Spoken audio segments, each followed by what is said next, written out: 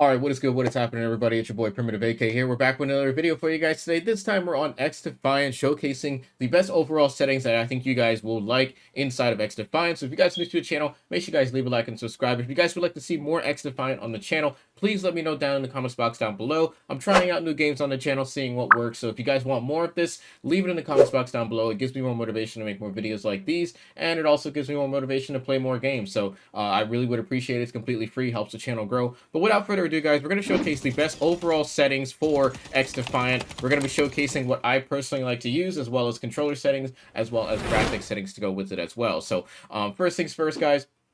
One of the biggest things that I always preach when I make these videos are that your settings are always going to be built down to your preference. So don't feel like you have to copy my settings, every single setting, like word for word. You can pretty much use whatever you feel is the best, but these are just what I would personally recommend when using your settings. So first things we're going to do, we're actually at the firing range here so we can test some of this stuff out. What we're going to do is we're going to head over to our settings and we're going to get straight over to gameplay UI. Now, gameplay input, this can't be changed, but what I've noticed that as long as you're, for example, let's say you're playing controller, as long as you're holding your controller and you're using your controller, this will automatically default to controller. So don't worry about this saying mouse and keyboard. That will change when you go into matchmaking. For your field of view, I like to have this at 115. ADS field of view is going to be consistent. ADS behavior, set that to hold. ADS sensitivity transition, leave it on instant. Pretty much leave all these other settings default. You're going to change sprint to behavior to tap. Auto sprint, you're going to have this on yes, because this is going to allow you to sprint while you're essentially moving. So that way you don't have to tap the L3 button to start sprinting. So that's basically what this is for. You don't have to destroy your analog stick. So that's pretty much what that's for as well. It also helps with animations as well. So make sure you have that on as well to go with that. Moving on to our further settings down the road here, we got auto sprint hash threshold. Leave this on 5.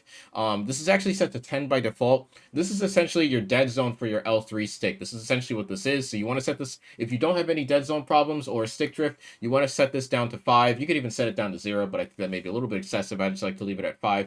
Sprint interrupt reload, leave it on no. Slide behavior, set it to tab. Auto reload, leave it on default, as well as all of these other settings. Auto grab ledge, I set to yes. I like auto grabbing and I'm kind of used to having it on, so I just like to have it there. All these other settings you could pretty much leave on default as well. I do like to display my ping, so I like to turn on my ping. Display network performance, you don't really need to have that there, but if you'd like, you can leave it there. That's just kind of showing you any network drops or warnings, but you don't really need it in my opinion. All these other settings you leave on default, and minimap rotation set to default as well.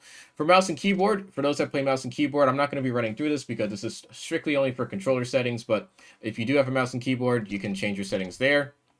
Now for controller, I like to set my button and stick layout on default. The reason for that is because I actually play on a Scuff Impact controller, so all of my back buttons, reload, jump, slide, are already mapped on these back paddles, so I don't need to change any button layouts to make it easier to like slide and jump and do all this other crazy stuff. However, if you do have a default controller where you don't have the same luxury as having paddles on the back of your controller, you'll want to change this so that way your slide button is probably your circle button, and have your jump button maybe set to a different one, but not entirely sure what setting that is, but you'll just have to run through it and kind of see which one is which. I believe it may actually be either brawler or it's one of these settings, but whichever one is the equivalent of tactical inside of Call of Duty is going to be the one that you want to use here. Yeah, just pretty much, if you have a scuff, you're good to go. You don't need to change this. Aim assist, I set this to standard.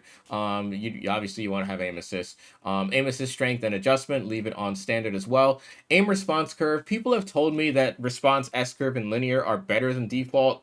I haven't noticed that personally. I've just stuck with standard and it's been doing me quite well. So I just like to leave it on that. If you want to change that, you certainly can. ADS sensitivity multiplier, I set this down to 0.9. This is essentially what this does is this changes your sensitivity when you're aiming. So if you notice right now, my sensitivity is set to about a 20, 28, around that number. Once you start ADSing, you see how it slows down?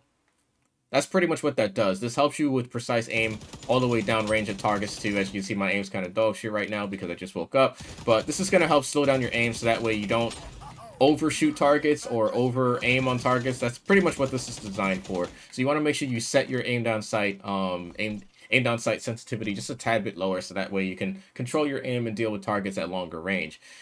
Invert horizontal and vertical, set that to no. Horizontal sensitivity and vertical sensitivity. Once again, this is something you're going to have to play around with. I had this set to 28, but I may actually turn this up to like 32, maybe even 35, just so that way I can have a little bit more choice and control with my sensitivity there. So once again, you're going to have to play around with this and see exactly what works. For dead zones, left and right sticks, I set this down to 5. Once again, I don't have any stick drift problems, so I set these down to 5, just so that way I can have instant response time on my controller. Controller vibration, I set this to off. You never want to have vibration on. It's not needed at all. It's actually going to throw off your aim. Audio settings, you can pretty much check your audio settings to whatever you feel is best. I have my voice chat output to my microphone, which is right here. You guys can't see it on camera. That's just for voice chat as well. And obviously, depending on what headset you have, you're gonna have to change that to whatever it is, but it should automatically be set to default. I leave everything on 100 because I have a mix amp on my setup to be able to control audio separately, so I don't really need to change anything there. Now for your graphics settings, for those that are on PC, I'm not entirely sure what console has, but I'm pretty sure it has some similar settings in terms of resolution as well as frames. However, I like to set this to window full screen. You can set this to just straight up full screen if you prefer, but I like to be able to tab in and out of my game quickly, so that's why I have to set to windowed full screen. However, if you are a frame maniac and you want to have as many frames as possible, set this to full screen because you'll be able to have more control over that. I have this set to my main monitor, which is a 144 hertz 1440p monitor, so that's going to default to that. NVIDIA Reflex Low Latency. You want to set this to enabled. However, you do not want to set it to boost. I've noticed that this thing causes more issues than it actually helps, so I just like to leave it on enabled, but I don't put on boost as well. DX12 render, I don't actually use any of this. Some people say this helps. I notice more problems when I use this, so I'm just going to leave it off. But if anything changes, I'll be sure to let you guys know. VSync I leave off because I just like to have all my frames uncapped. Frame rate limit also off as well. Shadow quality. Now, I have a very high-end PC. I usually get about 140, 150 frames on this game when I play. So if you notice that your frames are choppy a little bit, you want to hit that frame rate cap of like a 240 or 300, whatever it may be. You'll obviously want to turn these down. However, I didn't change any of these settings. I just kind of left it as is. One thing I did turn down was volumetric fog. I set that to low because volumetric fog will absolutely murder your graphics on this game, so it's not really needed. For those that played Division 2, it was very, very hectic on that game with the volumetric fog, so I just recommend turning that down all the way.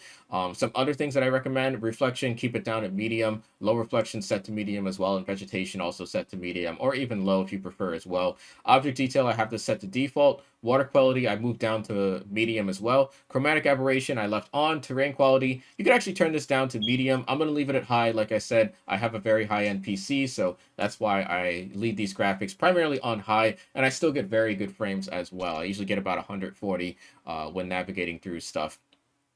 And obviously, rest of these settings I just leave on default. Language, account, and network, just leave it as default as well. But anyways, guys, let me know what you guys think about these settings. Do you think these helped you out? Did it make your settings worse? Let me know if there is a setting that I did not cover in this video that you feel is very helpful to your gameplay. I'm very curious to hear what you guys are using. We'll have some more videos down the line showcasing some of my favorite class setups, like the one you see in front of you for the ACR, as well as the MP7. But anyways, guys, thank you guys so much for watching. We'll catch you guys in the next video. Let me know what XDefiant videos you guys would like to see next. And if this video helped you out, leave a like. Let me know in the comments box if it helped you guys out. I'm curious to see what settings helped you guys out the most. And I'll catch you guys in the next one. It's your boy Primitive AK, signing out. Peace out, fellas.